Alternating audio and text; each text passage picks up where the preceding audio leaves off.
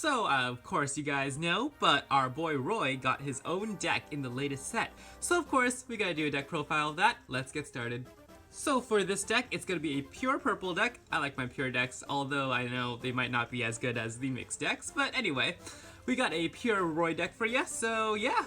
We got one level 1 Roy. There's no reason to run more than the level 1s, I don't think. But yeah, we got one level 1 Roy. We got one copy of the level 5 Roy. He's not very good. I wish this deck released a level 3 Roy as that promo from the whatever magazine it was, but instead we got another level 2 Roy. I don't know why, but yeah, we got a level 5 Roy then, and then we're stuck with, you know, the 4 level 4 Roys. Honestly, Roy isn't necessarily the best main character you could use for a purple deck. I'm not even sure which one is a good main character to use for a purple deck. I don't think there are that many. But yeah, I use Roy because I like him, so Roy's my boy, so yeah. Like in Smash, you know, not great, but whatever, you suck with him anyway. Okay, so yeah, that's our Roys.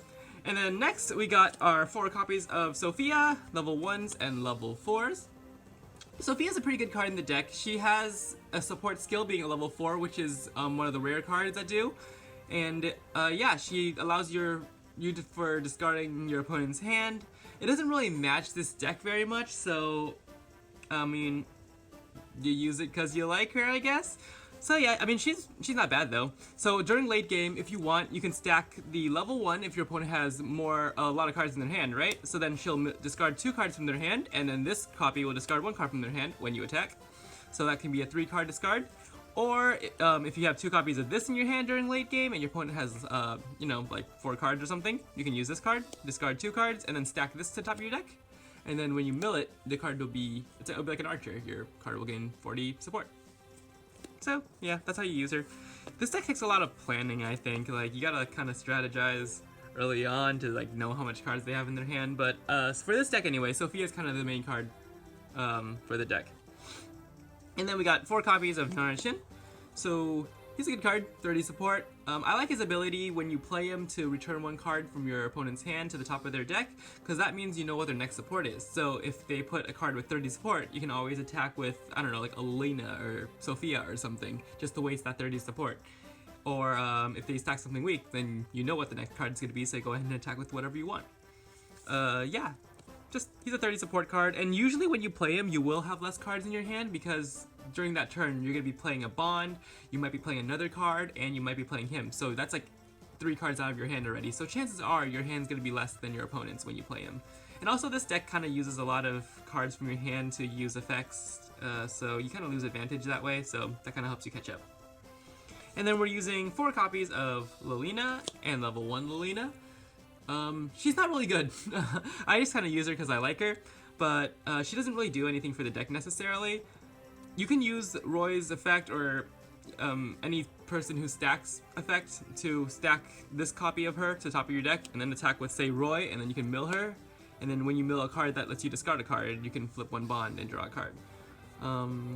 So yeah, she's just unfortunately another card that makes you discard cards to get cards. But she kind of helps you with, I don't know, late game, I guess, if your opponent gets out like Nowies or Tikis and stuff. But other than that, she's not really that useful, but I like her art, and she's a cool character, so I'm using her. But if you don't like her, you can replace her with cards like Lou or, I don't know, Juno. They might just be better cards in general, but yeah. Okay, and then next we got 4 copies of Faye. Faye's a really good card. I'd use 4 copies of her. You should use 4 copies of her too. Unfortunately, she's not as good as Nawi because she doesn't generate hand advantage like Nawi does, but she does let you stack the next card, and she doesn't have to use her effect, and she can use it whenever she wants, kind of. So once per turn, whenever you want, kind of, you know, during the action phase, you can stack 1 card from your bond to the top of your deck, and then that means your next card's gonna be whatever that is. So you can stack Lilina's if you want, you can stack Sophia's, and then, yeah, you can stack whatever you want according to what you want to do. Yeah, pretty good card. I keep her at 4. I think every purple deck should run like 3 or 4 of her. And then we got 4 copies of Clarine. She's a really good card. Like I said, this deck kind of runs low on hand advantage really often, so she's a really cheap way of getting cards back to your hand. So she can get back Lilina's to use her effect, and she can get back Sophia's to use her effect at only 1 cost, and because those 2 are mages, you can keep them in the back.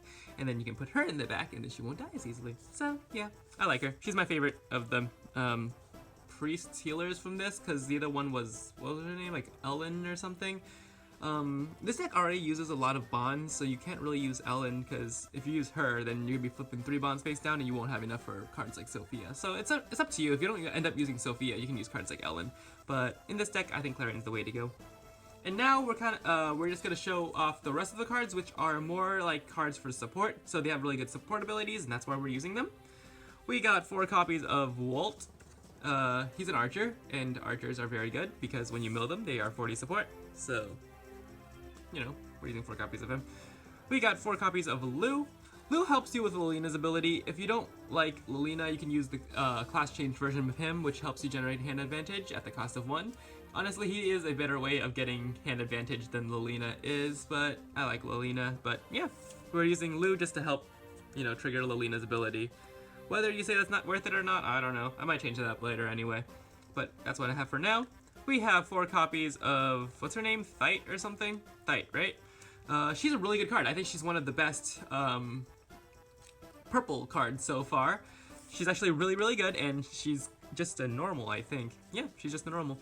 So whenever you attack with her, you can actually stack her to the top of your deck. So yes, you are losing 1 card of advantage, but the next card's attack is probably going to go through, and also you can move 1 card. So she offers a lot of utility for the deck, and yeah, just stacking a flying unit to the top of your deck is pretty good. And then we got 4 copies of Shanna. She's another rescue unit with 30 support. So yeah, 30 supports are pretty good in this deck. You could always use level 1 Junos if you want more 30 supports, because you can easily stack them. So. Alright, and that is it for our Roy deck profile. So here is everything laid out as usual, if you want to take a last look. Like I said before, this deck isn't necessarily the most competitive deck, but I think it's pretty fun. If you like, you can replace some of these cards with Eliwood too. I completely forgot about him during the video. But Eliwood's a pretty good card that lets you stack a card from your hand to the top of your deck, and then you can move one of your opponent's cards up.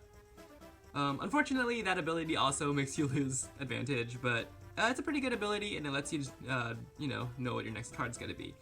So yeah, there's the deck. I wish they had a card that when it's used as a support, so when you mill it for a support, it lets you just draw a card. I think that's what this purple deck needs, but who knows, maybe we'll get something similar to that in the next set.